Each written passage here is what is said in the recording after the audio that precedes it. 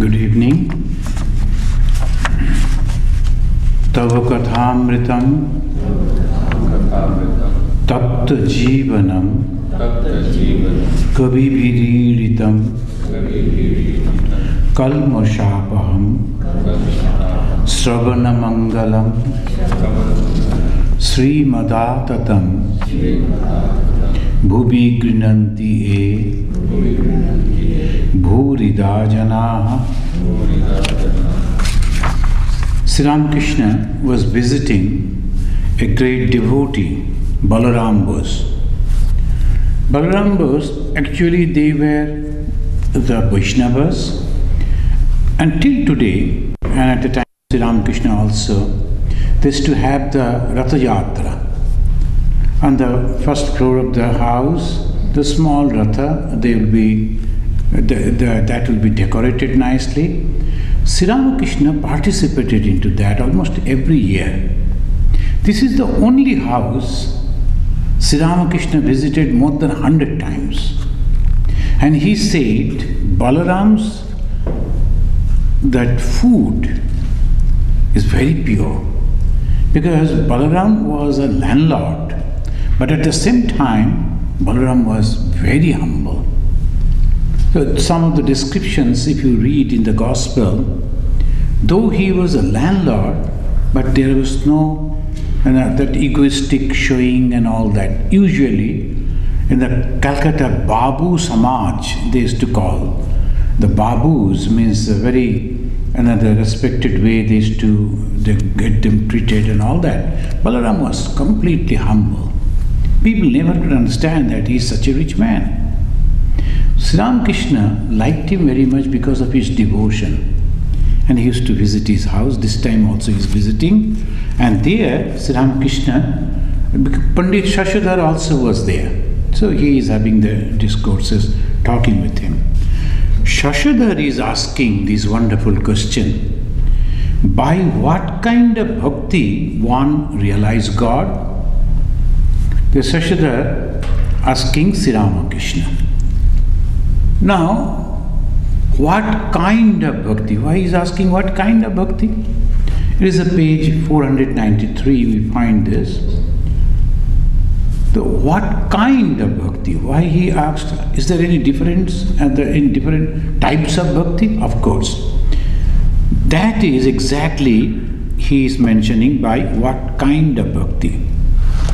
The different type of bhaktis are there. Bhagavan Sri Ramakrishna, he mentioned, a devotee must assume towards God a particular attitude. It is afterwards we will come to 957 page in the Gospel itself. The Sri Ramakrishna is mentioning a devotee should assume toward God a particular attitude. That there is a beautiful verse, Sanskrit verse, sloka. It says, Tameva mata cha pita tameva, tameva bandhuscha sakha tameva, tameva vidya dravinam tameva, tameva sarvam mama deva deva. When we were children, we used to memorize this type of verses. Now this tameva means the God.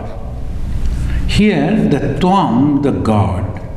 If it is thou, that, like this, you are my mother, you are my father, mata cha pita, tameva, again tameva bandhu, you are my friend, sakha tameva, you are my beloved, tameva vidya, you are my knowledge, dravinam tameva, you are my wealth.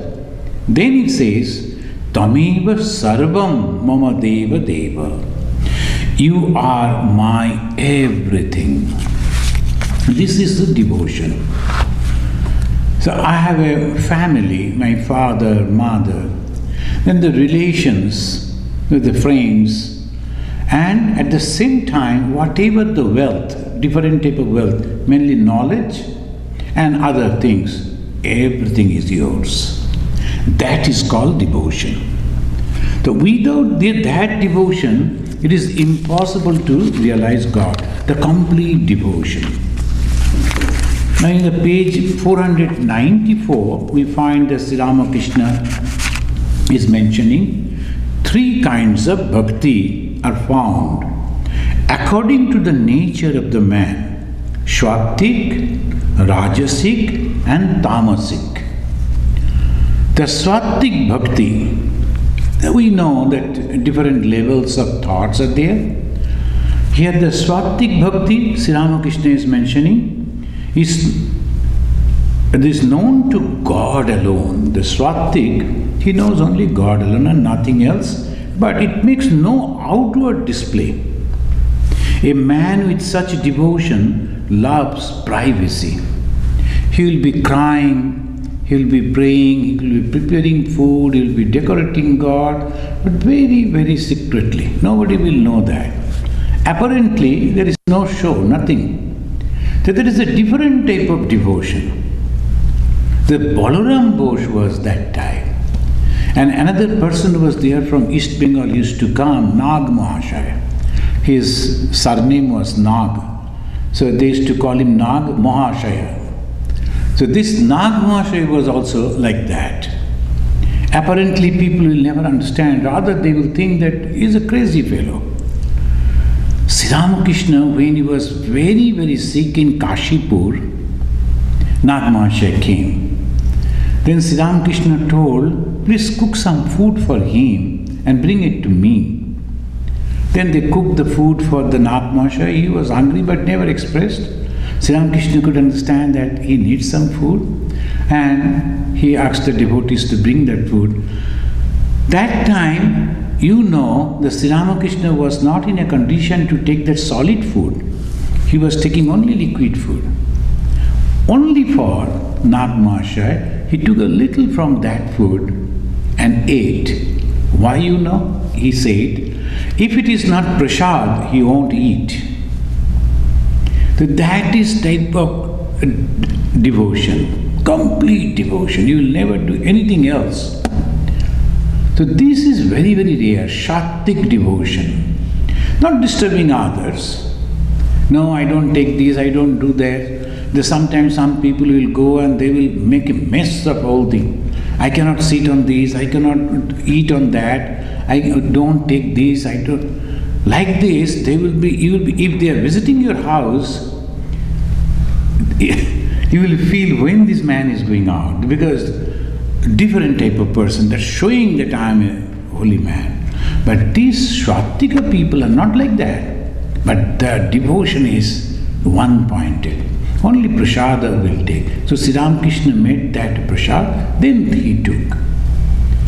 Another incident of that man, the Shratika devotion, he went to Ma Sharadamani Devi, and someone not understanding the intensity of the devotion gave some prasad on a paper.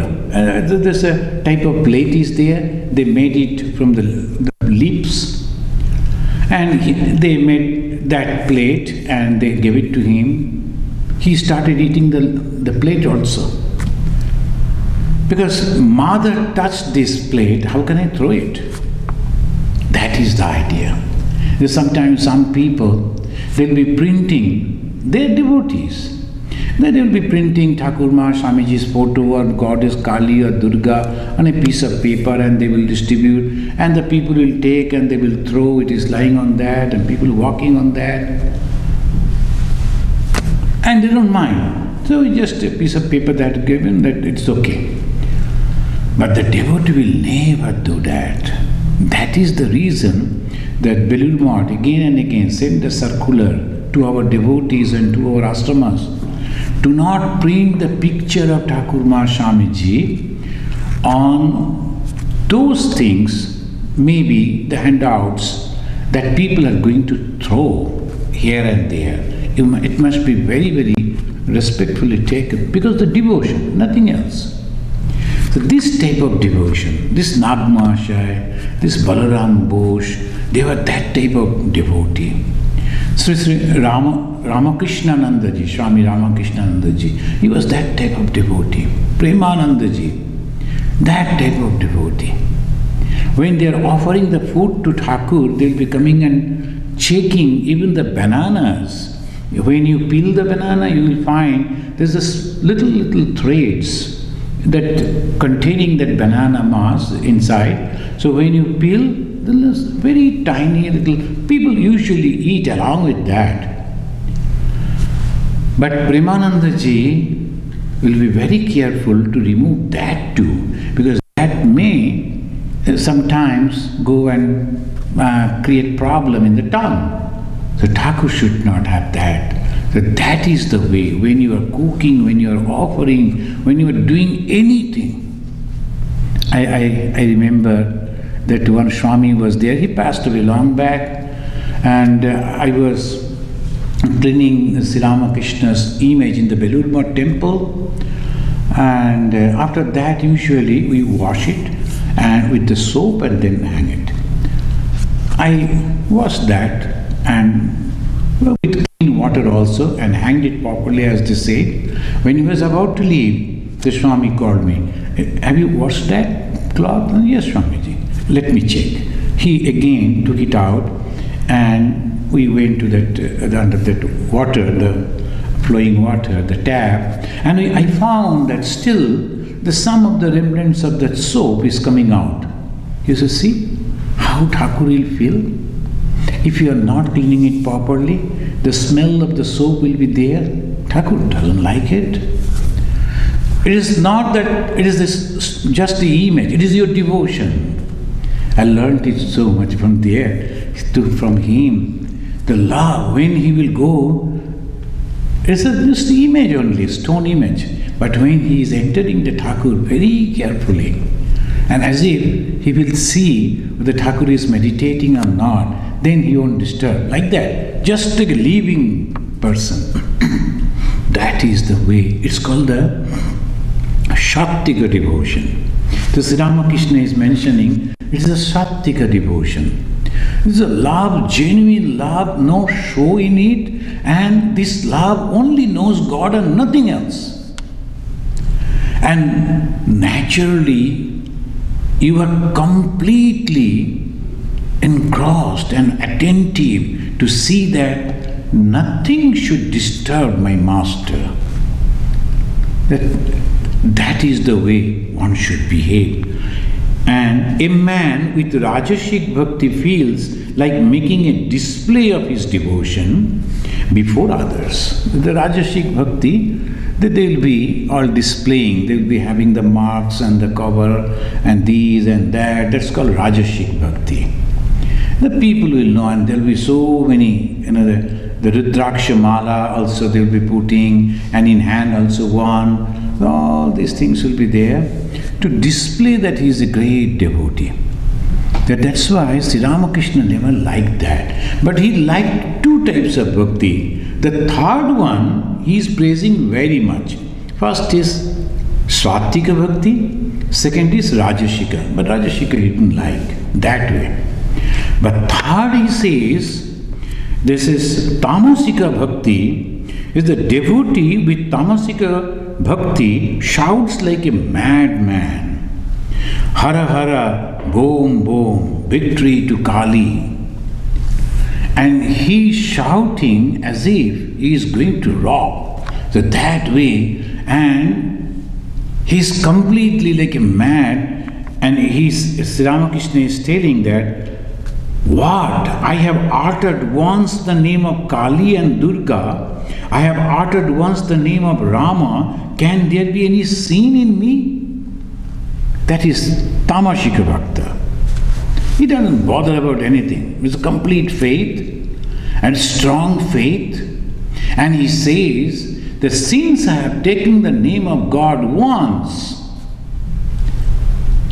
then there's a story that goes in this way. There's the Pandit, as we call, a religious teacher was there, and a group of people came to him to get at his blessings. He was absent. Then his son was there, very young boy, and he told, no, I can give you that. What father usually says, I will tell you that. They said, okay. And he gave, when you go out, take the name Rama, Rama, Rama, Jai Sri Rama, then it will be all right. Usually his father says like that, and he heard it, so he gave that mantra to those people. Then they left. In the afternoon when the father returned, then he told his father, Father, a group of people came, you were not there, but I gave them that advice. What advice you gave? He said, I told them, Rama, Rama, repeat Rama, Rama, Rama. Father gave a slap on his face. You are my son, living with me. Till now you don't have faith in God? Once uttering the name of Rama is sufficient. Why 3 times? That means you are not having the faith. And that is called this Tamasika Bhakti. I have uttered the name of God. How come? By saying that, Sri Ramakrishna, a man should have such fiery faith as to be able to say, I have uttered the name of God. How can I be a sinner? Imagine a man repeating the name of Hari day and night, at the same time saying that he is a sinner. That means he is not having the faith.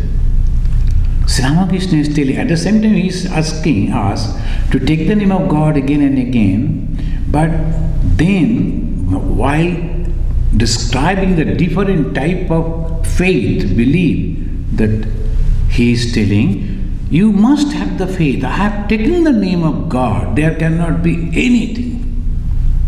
That is the main idea. That's why Sri Ramakrishna used to say, whenever you are going out, just repeat thrice, Durga, Durga, Durga. And Shiva with his trident will protect you. That is the faith. I have taken the name of God as Durga and going out. Now it is the responsibility of the Shiva to protect me. If he is not doing, it is his business. He is failing in it. That is the faith, complete faith. So this is the way one should have. So that's why I was watching a movie there, one small group of soldiers. And they are going to face a huge number of soldiers, the opponent. And someone was telling, do you think it will be worthy to fight them? The why doubt? We have God with us. See, we are having the Holy Cross in our hand. We can do it because we are not ordinary people. We are the soldiers of God. 1 is equal to 1,000. The faith. Swami Vivekananda, again and again he said, why you are thinking that we are weak? We are the children of God. Even if necessary, we can chew the stars in the sky. Tremendous faith. So that faith, that I am the son of God, I am the daughter of God, we are the children of God. Why should I be so weak? So that is the way Sri Ramakrishna is telling. And he is telling, imagine a man repeating the name of God day and night at the same time, saying that he is a sinner. Then Sri Ramakrishna, in an exalted mood, in ecstasy, he stood up and started singing, if only I can pass away, repeating Durga's name, how canst thou then, O Blessed One, withhold from me deliverance? Wretched though I may be, Durga, Durga, Durga bole, Ma jodi mori, akhere e dine na taro kamone dekha jabe ko Shankari. At the time of death, I have taken the name of Durga. As we are going out, we are taking the name of Durga, Durga, Durga. Similarly, at the time of death, if I can do that, then obviously you will come, surely you will come, you are bound to come to save me. Because I have taken your name. So that is the faith Sri Ramakrishna is singing. Pandit Shashadhar was weeping. So this we find, and this type of bhakti we find in the Narada. He is mentioning Devotion is the easiest way to realize God. Devotion is the easiest way to realize God. This is very interesting. Narada Bhakti Sutra, if you read, is only 86 verses are there. And there this Narada is a great devotee. He never knew anything except the God. All through his life he was there. And his historical character, this Narada, his life is also there. And devotion is the easiest way to realize God, he says. And then he says, what is devotion? What is devotion? Sa tvashmin parama prema rupa is the second aphorism of the Narada Bhakti Sutra. Second aphorism he says, Sa tvasmin parama prema rupa. It is supreme love towards that. It's not any gender, that. That means that truth, the consciousness, whom you call God, whom you call Father, Mother. This is the supreme love. Now another question comes. He could say, this is actually intense love. Is a very different type of love. No, he says supreme love. Sa tashmin parama. Parama means supreme. Why he mentioned this supreme? Because all other loves, all other types of love are called self-centered, selfish. Even the mother loving the son, still there is selfishness is there. My son should be successful, then I can talk about my son. My son will take care of me afterwards. All this dream surrounding the son is there in the hearts of the parents. And whatever we are doing, everything at the back of it, some selfishness is there. So we take the fruits or the sweets or some offering to God, and we pray something. God, please do this, please do that. Something is there. But when nothing is there, I love you, that's all. That is called supreme love. And Parama Prema Rupa. The Parama Prema, the supreme love, that is in this. In the inspired talks, Swami Vivekananda delivered, you must read that inspired talks. Because Vivekananda, those few days, he was spending in the Thousand Island Park near the New York. Still, if you have not visited the Thousand Island Park, you must visit that place. This is a very holy place. Of course, I think you should go to the website of the New York Vedanta Society and Vivekananda Vedanta Society, I think. They are maintaining that. Only hardly 1 month or 2 months only they keep it open. The timing is there and all that, whatever. You can go and see that still the same village is remaining as it is when Vivekananda visited that. The same shop where Vivekananda sat and took tea, and there was all that same way. I visited that. It was so wonderful. And the house also a little bit but they maintain it so nicely. And there Vivekananda took only a few devotees, chosen, and he picked up some devotees, and then with them he spent some days and gave them the best of the knowledge. There one day he was explaining this verse, this aphorism of the Narada Bhakti Sutra. And he was explaining, we are mad for so many things. But is there anyone who is mad for God? Here mad means forgetting everything except God. So that is madness. Usually madness means a not normal way. We are all the time thinking. But he is very, very special type. He knows everything, understands everything. He does everything, all his duties. But at the same time, within his mind, only one thought that goes on, God, God and God.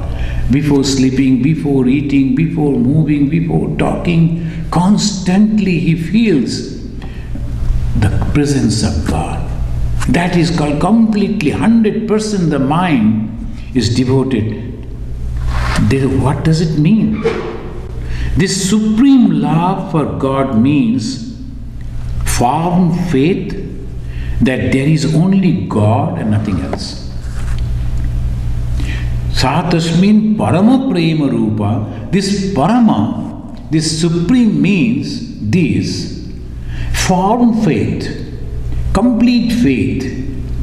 After realization the faith, there is only God and nothing else in this universe. And that is called Parama Prema Rupa. Then Sri Ramakrishna, he was mentioning about that.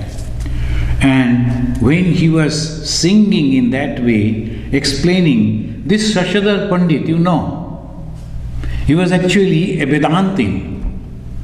And he reads and expounds and explains Vedanta.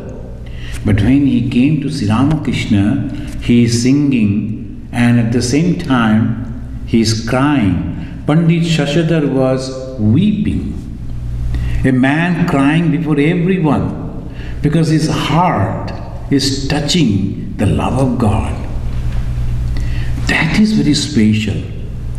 When you go and sit and discuss and only just go on arguing, and then some of the information, some of the terminologies, we go on and then we are satisfied. Oh, we have talked about the spirituality. Then what about your own heart? Do you really feel that this is very important? When you are feeling for God and all the time thinking that God, days after days, going away. Every step I am going towards the grave. I don't know when I have to leave this world. But without knowing you, should I have to leave it? So this is an opportunity that you gave me in this human birth. I got all opportunity, I got the guru, I got the philosophy, and then only you have not given me the faith that I say there is only God and nothing else. Am I so wretched? So this way if we go and pray, then only Sri Ramakrishna is telling he will surely realize God. In one place he is mentioning, he who is crying to God and praying for the vision, he will get it. He went into an ecstatic mood, the master went into an ecstatic mood because the Vaishnava Charan, another great singer, he was not only ordinary singer but sadhaka. He used to sing. See, this is the difference. When a singer is singing, it pleases, but pleases the mind in a different way. But when a sadhaka is singing, it touches your heart, opens up the emotion and the devotion, and you feel that this world is nothing, this is so temporary, and you feel that you are losing something great in this world. And this man was going on singing, "O tongue, always repeat the name of Mother Durga." And master, after listening this song, went into ecstatic mood. And that is, the song is not a song but the prayer. When the God is revealing through those words, that is called the prayer. So this master, then afterwards, Sri Ramakrishna slowly came down to consciousness and pointing to the Pandit, Shashadhar. Pandit was in a great mood. The Sri Ramakrishna wants to bring the mind down, and again he was asking the aim, the master Mahashaya. Why don't you prod him? That means ask some questions. Then one devotee, Ram Dayal, he is asking the question. Master Mahashaya, when recording, he is giving the names of those people. mentioning what happened, who asked the question, what was the answer, the historicity of this thing, the time, space, and all the people. And here the Ram Dayal, he is asking to the Pandit, the Shashadhar, the scripture speak of Brahman's form as a projection of mind. What is it, that projection? That projects?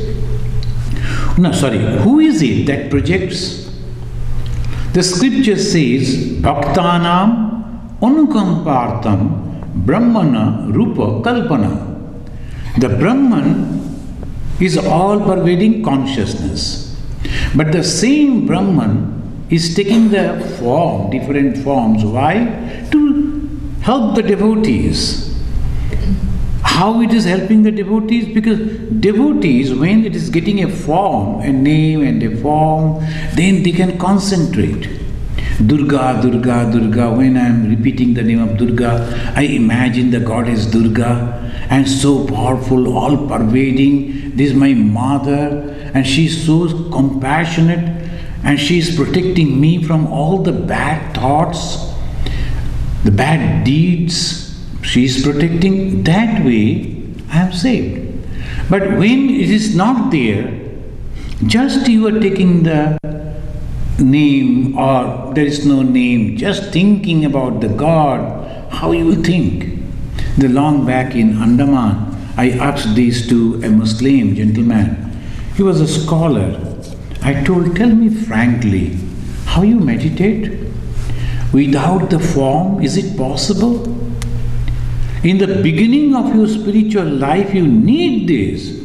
As in the beginning of our student life, we need the book, we need the pictures, we need the different type of things to learn.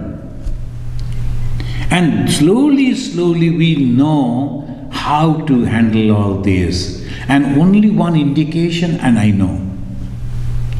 So that is the ultimate knowledge. In the beginning, if you say that, the children won't be able to understand. So when we are beginning our spiritual life, don't you think that we need something before you to meditate? He agreed. He said, yes. Without that, actually, it is all dry. And slowly we become just hypocrisy. We are closing our eyes as if we are meditating and thinking, and actually thinking nothing. And as because we can't withdraw our minds from the worldly thoughts, worldly things, and it is not getting purified. Purity means what? You have to withdraw the mind from the worldly things. And there is no other thing where mind can go. So automatically when I am meditating, when I am sitting, closing my eyes, all different type of worldly thoughts will be there, but I am closing my eyes and thinking. Sometimes when you sleep, the sleep has not come and you are in that, almost like a slumber, different type of thoughts are coming, you are closed eyes, lying down, you are not moving. The people are thinking that you are sleeping, but you are not. You are going on thinking in such a deep fashion, deep way, that you are not moving. Does it mean that you are sleeping? No, you are awake. The same way, when you are meditating, we are sitting quietly, closed eyes, but going on thinking different things. When we can withdraw the minds from those sense objects and then concentrate on one point, one thing, that is called meditation. That is called concentration. And what happens then? If you are concentrating on God, who is the source of joy and peace and happiness, after even a minute, if you can concentrate on that, you will feel great joy, a satisfaction. That will give you the indication you were meditating, your meditation is successful. If that is not there, you just tried, but you couldn't do the meditation. That is why Sri Ramakrishna is telling, that the scripture is telling that, here the Ram Dayal is asking, that what about the images? Who is throwing the images? Who is projecting the images? Brahman is consciousness. all pervading. Brahman is projecting the images. The question is, who is projecting the images? Here, Pandit said, it is Brahman itself that does so. It is no projection of a man's mind. The Pandit is a true person. He is telling, no, the Brahman himself is doing. Because except Brahman there is nothing. When except Brahman there is nothing, if there is anything, projection, it is only Brahman is doing, who else will do? So that is the reason he says like this, that Brahman. But then Pratap, another devotee who was also present, why does Brahman project the form? He is asking this question. Now Sri Ramakrishna entering into the conversation, and he is telling, you ask why? Brahman doesn't act in consultation with others. It is Brahman's pleasure. Brahman is self-willed. Why should we try to know the reason for Brahman's acting this way or that? So Sri Ramakrishna is very categorically asking us not to unnecessarily wasting the energy and the time just inquiring about all this. You have come to the orchard to eat mangoes. Eat the mangoes. What is the good of calculating how many trees there are in the orchard, how many thousands of branches, and how many millions of leaves? One cannot realize truth by futile arguments and reasoning. This is very important. If we truly try to understand God, then all this futile, the conversation and the argument, we should not enter into. One thing is very simple. If I have to take a path, whatever it may be, the Buddhist or the Jains or the Christians or the Muslim or Hindu, you have to accept someone as a supreme. And then you have to accept the teachings of that. And without any question. And then follow that sincerely. That is exactly what it says. So here it says that the other day, this last weekend, I went to the St. Petersburg, and in the temple and the ashrama, the topic was the different paths, harmony of paths. The harmony of paths. Why this question is coming? I am traveling in my own way, that's all. Why harmony is necessary? It's very much necessary. Bhagavan Sri Ramakrishna himself did it. You know why? Because a subtle ego is all the time playing. I am following the path of jnana, and that is the supreme and the best. All others that they are working, or the devotion, or the meditation, okay, I just look at them and go, oh, they are sitting over there and closing his eyes, good, let them do it. So like that, we are all the time thinking that is not all right. Moreover, this is the only among the Hindus there are 4 paths, but the others, the Christianity, they are going to the church once in a week and with the proper dress and listening and chanting, and then afterwards they are coming out and we are laughing, oh, see, they think that they will see God by that way. Never. Or they are going to the mosque and kneeling down, getting up, oh, that they will do. We laugh at them. So by that, what happens? Ego is playing. I am thinking myself that I am correct, that ego. And as long as the ego is there, no God. Because ego is connected with this world. Jahan Ram, tahan nahi Kam. Kam means the ego. Everything comes from the ego. So why the harmony of all paths? Swami Vivekananda declared over here in Chicago. Not only the toleration, but we accept all paths are true. And that is true Hinduism. Swami Vivekananda, he read out on Hinduism. What is this Hinduism? We not only tolerate the paths of others, we accept that as true. Why? There is no ego. It is a God's will. God wants that he should come through this way, he should come through that way, they should come through that way. Who am I to judge it? I am humble. God has given me this attitude that I am bichara, I am discriminating, and slowly feeling that everything is nothing but the consciousness, including my body, my mind, each and everything is nothing but that consciousness, and I am blessed. I feel joy in that. Another one, he says, this is when the Mirabai was singing that Mere to Giridhari Lal Dusra na koi, almost at that time, they were discovering that Columbus was discovering America, you know. When the Columbus was discovering America, at that time in India, a lady, a queen, she was realizing God. Can you imagine? So that time she is singing, Mere to Giridhari Lal Dusra na koi.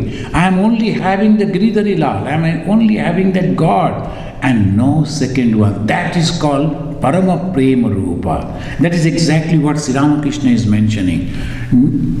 Dusra na koi. Why you are going on counting how many gods are there, who has projected them, who are now go on mentioning, writing the list and researching on that, when the form of goddess Kali came, when the form of Durga came, and researching, and you are becoming old and nothing is there, and ultimately a lot of books, no realization. So they say one donkey used to carry the load full of that very costly things. He used to carry that. All through his life, he carried that, but never understood what he is carrying. The same way, we are going on researching on so many different ways and thinking we are all rationalistic way we are approaching, then ultimately what? That exactly Sri Ramakrishna mentioning again and again. So why? One cannot realize truth by futile arguments and reasoning. So naturally, a question pop up in our mind. The other day when I was telling this thing to one of my disciples, a young man, he immediately, he asked, does it mean that we should not argue? Here also Pratap, he immediately, shouldn't we reason any more then? He is asking the same question. Recently that boy asked me this question, and long back someone named Pratap was asking the question to Sri Ramakrishna. What is his answer? Master said, I am asking you not to indulge in futile reasoning, but reason by all means about the real and the unreal, about what is permanent and what is temporary. You must reason when you are overcome by lust, anger or grief. What type of the emotion that is overcoming me, that time you should reason, who am I? Why this type of thoughts are coming in my mind? Why I am behaving peculiarly? So these are the reason you must do. Without that reason you cannot move. So this Sri Ramakrishna's advice is one must be very, immediately the Shashadhar Tarkachudamani, this the learned person, he is telling this is different type of reasoning. It is called reasoning based on discrimination. Reasoning based on discrimination. Sri Ramakrishna, he is accepting that, supporting that, he is telling yes. Discrimination between real and the unreal. That reasoning one should do. That discrimination one should do. Constantly one should do. All sat in silence.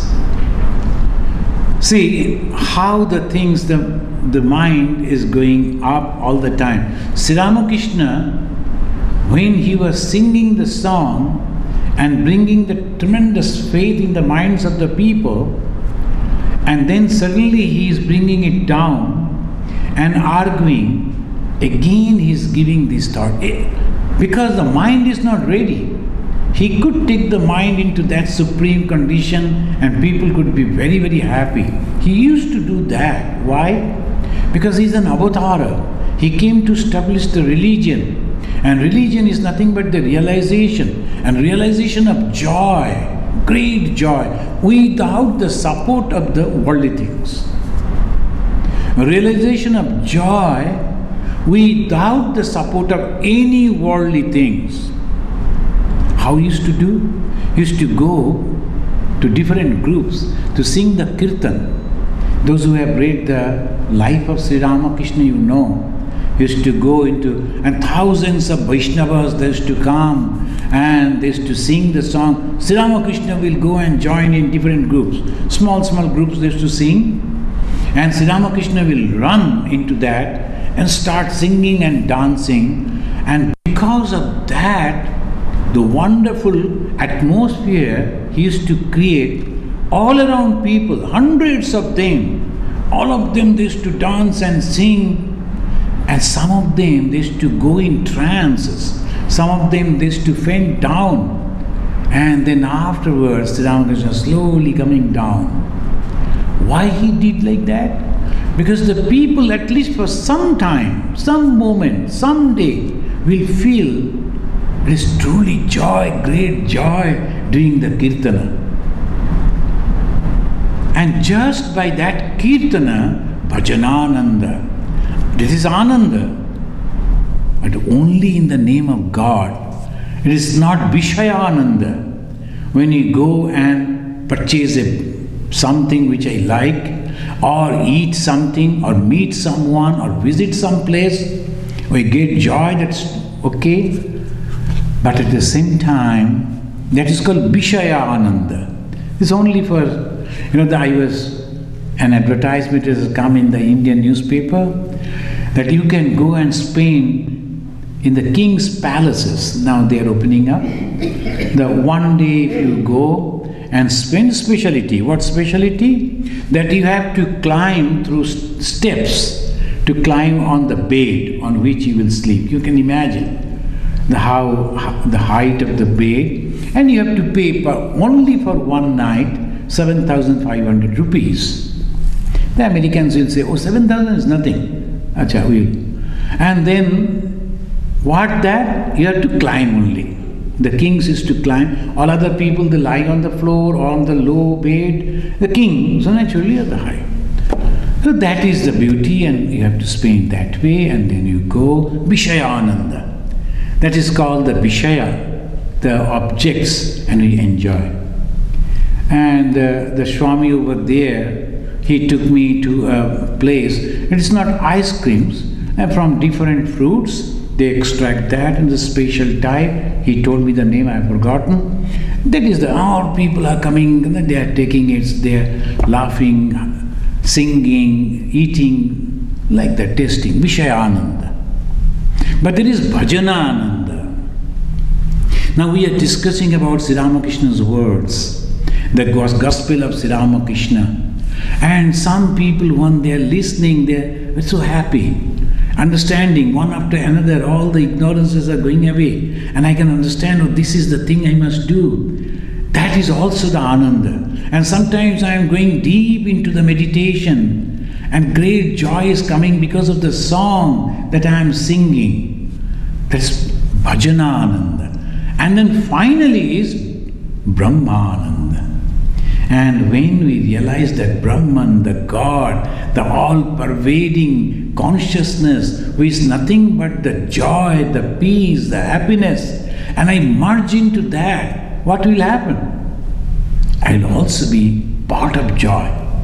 I will be joy myself. And that joy is completely different, not depending on any object. There is a source of joy. So Sri Ramakrishna, he is talking and he is telling, I am not asking you not to discriminate. You must discriminate, you must reason. But reasoning for what? Real and unreal. That these things are all unreal. So naturally, the master, yes, discriminate between real and unreal.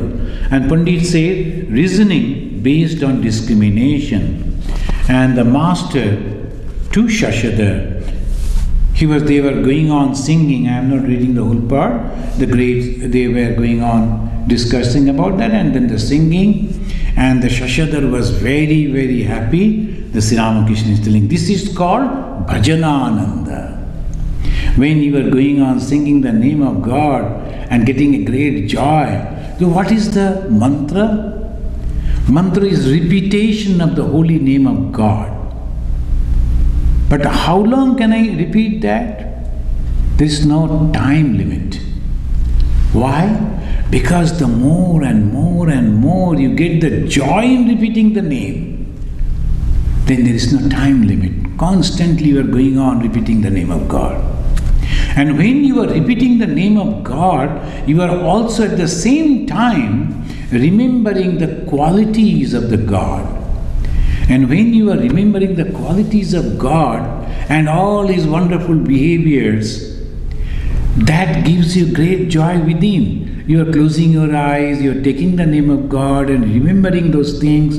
A great joy is coming. And after that you get up, you are roaming, moving, at the same time taking the name of joy. That's called Bhajanananda. I was reading a wonderful piece of information I got. The Sri Ramakrishna, when he was almost on the verge of his death, he was ready to give up his body. That time one day he told, see, I saw so many fair-skinned people are visiting me. Hundreds of them, they are visiting. And they wear a different type of dress. And they eat through spoon. I like to wear that dress and eat in spoon. In that condition. So they purchased a trouser for Sri Ramakrishna. Sri Ramakrishna put on the trouser, and then some people, they hold him. So he sat, and the table was given before him, and a plate, like the European fashion, food was given, and he took in the spoon. And the writer afterwards mentioning, master, the teacher, showed his disciple Narendra, Swami Vivekananda, that there is nothing in the dress or the style of eating food. This has nothing to do with religion. Because you know that traditional Hindus, particularly monks, they are always afraid. Shall we give up the Gerua that has been given to me by my Guru? So that his beloved Vivekananda should not have any doubt about it. The dress and the food habit and the company, nothing. It is only the purity of thought. That's why Narendra, Vivekananda, when he came to Europe, without hesitation, he changed the Gerua and put on the European dress. Now, of course, many of them they are using. It has nothing to do with the dress. So that is the reason. See the master, how he is doing it. And that time, he asked only one person who is to serve him, the great devotee, his own disciple, the Ramakrishna Nandaji, Shashi Maharaj. He asked him to go down because no one should be there. Then he called Narendranath and he told, see, you and me are not different. But in this life, I was playing as a guru and you are playing as a shishya, as a disciple. Now, you will play as Sri Ramakrishna and I am giving all that I earned to you. I am now completely empty and you are Raja Rajeshwara. You will be the supreme. Why?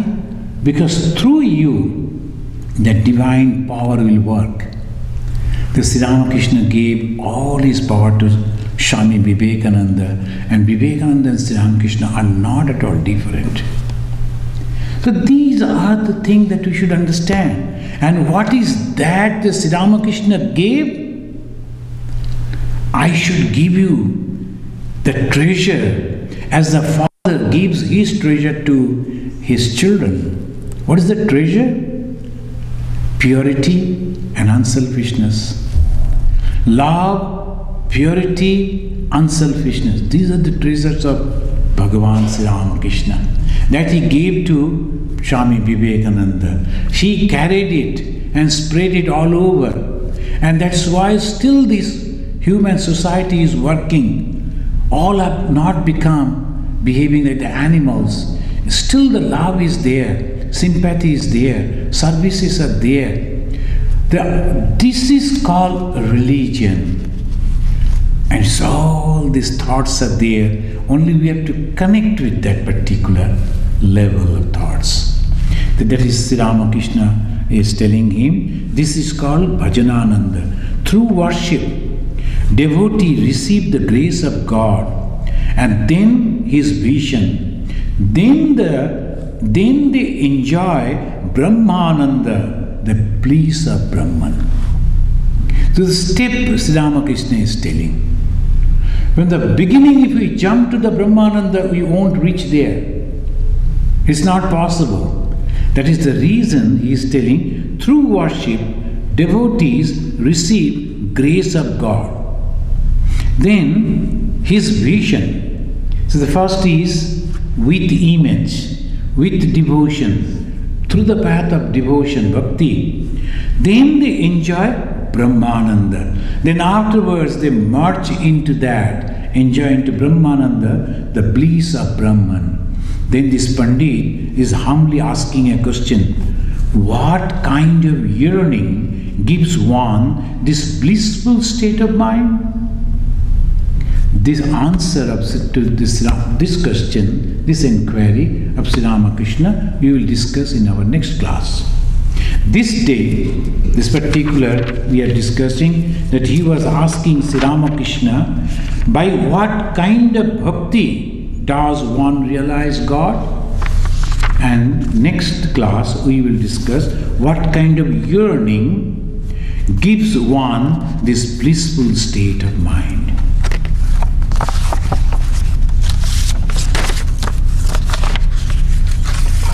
Niranjanam nityam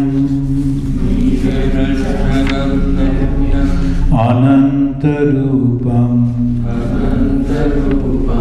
bhaktanukampa dhrita vigraham vai Ishavataram Parameshamityam Tvam Ramakrishnam Shirasa Namama.